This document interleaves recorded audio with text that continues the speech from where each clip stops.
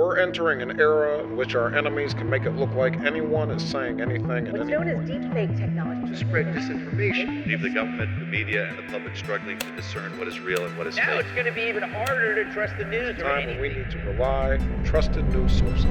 What if someone deepfakes a photo of you naked committing a crime? How do you prove that the photo is fake? Well, the short answer is we actually can't. Let that sink in.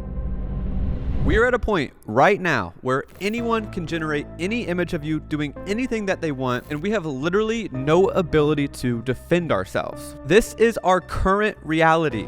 AI technology has made it impossible to tell if something is real or fake on the internet. We are already seeing advanced AI create fake content and spreading misinformation online with Twitter bots, which causes everyone to lose trust in the system. To fight AI Twitter bots, Elon has actually introduced a new verification system to prove that the person that's actually behind the account is who they claim to be on Twitter. Instead of manual checks for notable figures, which was abused by opportunistic employees, they introduced a paid verification system. They then link the name on your credit card to the name of your account to make sure that you are who you claim to be. Once complete, you get a blue check mark next to your name that verifies that you are indeed that person. Or in other words, proof of person. If your social media account is actually verified as a real human, then you will think twice about posting deepfakes because 1, you can get banned from the platform, 2, you could face legal troubles, and 3, your reputation will get ruined. Anything coming from non-verified accounts will no longer be trusted. And this solution works pretty well, but there's still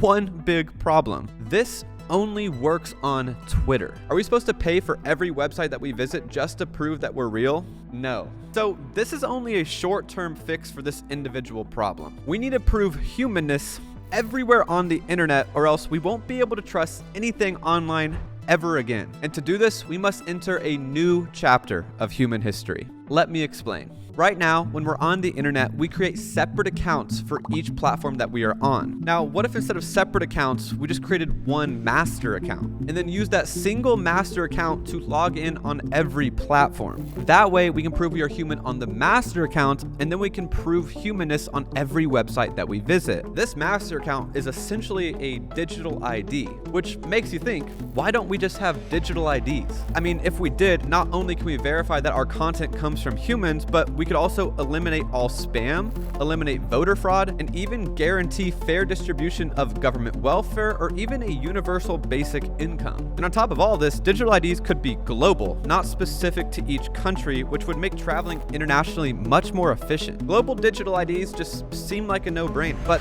how would we do it? In the 1800s, the most common way to identify yourself was just your signature.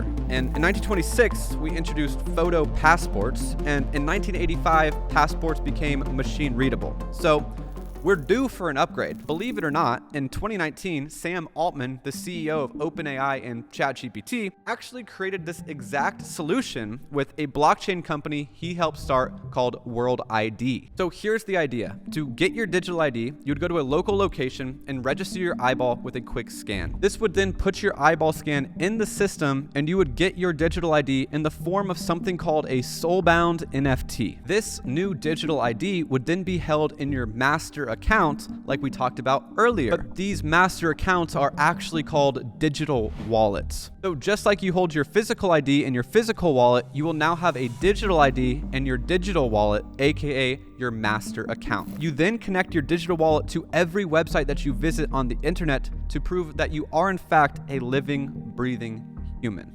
But there's one terrifying problem. Whoever makes them controls them. And since they're digital, that creates a lot of problems. Whoever comes up with this is going to have to set a lot of new rules. They would have to set new rules on international travel. They would have the information of every person on the planet. They would know where you are at all times and everything you've ever done on the internet. But as you can tell, this is an absurd amount of power, which means whoever makes this will essentially have control over the entire world's population, which is a scary thought. But governments actually think digital IDs are great. I mean, they're in the power business after all, and our government government actually submitted a bill called the Improve Digital Identities Act in 2021. So they're on it as we speak, but they don't think we should just stop at digital ID. Governments are actually proposing that we change the money system to a digital system as well while we're at it. After all, the cash system was invented hundreds of years ago. Cash gets lost, it's hard to move in large quantities, and it's impossible to track how much actually exists. And on top of this, digital money would help us fight inflation, which is a huge problem right now. I mean, did you know that 50% of all US dollars that exist right now were printed in the last 3 years alone?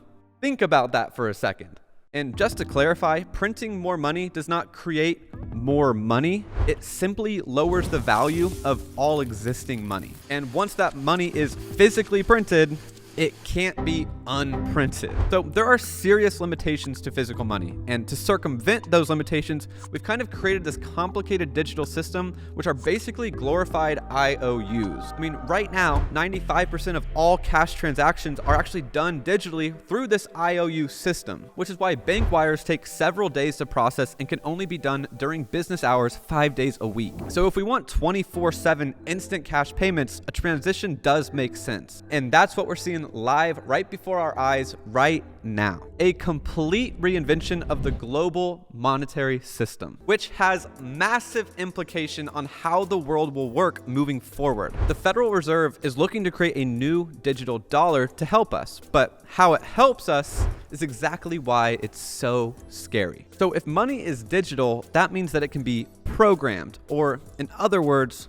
controlled. So if our money is digital and these people decide there's too much money out there, aka there's too much inflation, they could potentially say that you have to spend $500 in the next week or the money will be taken out of your account and be considered expired. And this isn't some conspiracy. Here's a clip of the head of the European Central Bank talking about the new euro and how it can be controlled, but only minorly. Digital euro is going to have a limited amount of control. There will be control, you're right. You're completely right. We are considering whether for very small amounts, anything that is around 300, 400 euros, we could have a mechanism where there is zero control. But that could be dangerous. The terrorist attacks on France. So remember at the beginning of the video where we talked about who the content comes from is more important than the content itself, which is why we need a digital ID system in the first place? Well, the same applies to digital money. You see, it's not a matter of how the money actually works, it's about who controls it. So China has already rolled out the digital yuan, and you guessed it,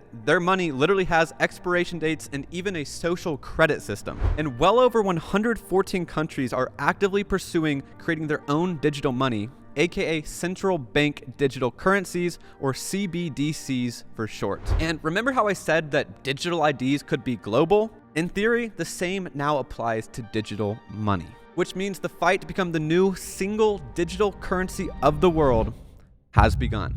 So obviously, we probably don't want China to control our money, but the real question is, do we even want one specific country to control our money? In 2023, a recent poll shows that only 20% of people even trust their governments. So should they have complete control?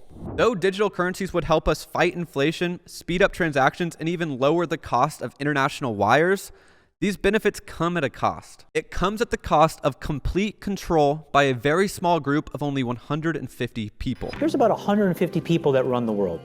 Anybody who wants to go into politics, they're all f***ing puppets. There are 150, and they're all men, that run the world. Period, full stop. They control most of the important assets. They control the money flows. These 150 people would essentially be a new government, but instead of one country, it would be the entire world. If this happens, these people would have the ability to blacklist IDs, which would remove your access to the internet and travel.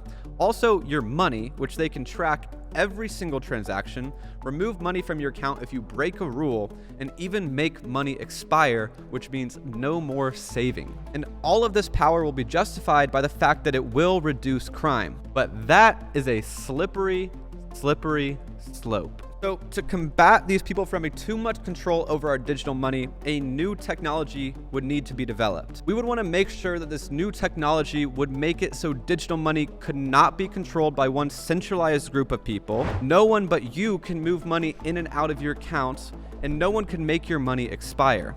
Also, we kind of want to make sure we set just a certain amount so inflation couldn't happen. Well, the good news is this technology actually already exists, and this technology is called blockchain technology. And if that word just triggered you, think about this. It is not possible to hate and understand something at the same time. You see, this is exactly what Bitcoin was created for. So instead of one group of 150 people having full control of all of our digital money, each individual person would be in complete control of their money. Bitcoin solves the problem by decentralizing power away from one government. This is a really big deal. Why is no one talking about this? Well, that's because this directly threatens the most powerful people in the world. These people have spent the last 50 years of their life to get in the position that they are. If decentralized money and IDs become the norm, they will essentially lose everything that they have. So they are fighting hard to make sure that they stay in power. They do this by controlling the narrative on TV and social media because they literally own the companies and have very big budgets. They are spending billions of dollars to make sure that they are the ones in control of the money, not you. So next time you see a government official or politician say that crypto is bad, I want you to ask yourself, is it really bad for me? Or is it just bad for them because they might lose their power? Now, most people have no idea that this is happening right now and will just sit idly by and watch. But smart people know that the greatest opportunities come in times of change. Those of us that pay attention will capitalize on the inevitable opportunities that come from this and accrue life-changing wealth. This truly is our generation's internet opportunity, and that's what this channel is all about. I talk about these ideas and opportunities every week in my free newsletter, so click the link in the bio if you want to learn how to capitalize on technologies of the future. But other than that, I hope you have a wonderful day, and remember, we're gonna make it.